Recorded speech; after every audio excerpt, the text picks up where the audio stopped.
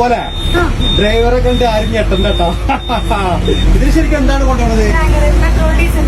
Diesel, petrol ഡീസലും അല്ലേ? എവിടുന്ന് എടുത്തിട്ട് എടുക്കാൻ കൊണ്ടുപോണത്?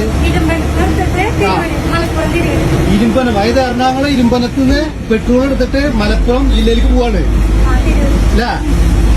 കണ്ടാ നമ്മളെ കൊടുക്കണ്ട. ശരിക്കും എത്ര വർഷമായി ലൈസൻസ് എടുത്തിട്ട്?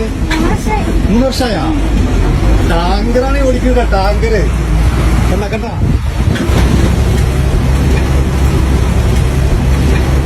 അപ്പൊ ടാങ്കറിലാണ് ഇന്നത്തെ യാത്ര. ശരിക്കും എത്ര കിലോമീറ്റർ ഉണ്ട് ഇവിടുത്തെ?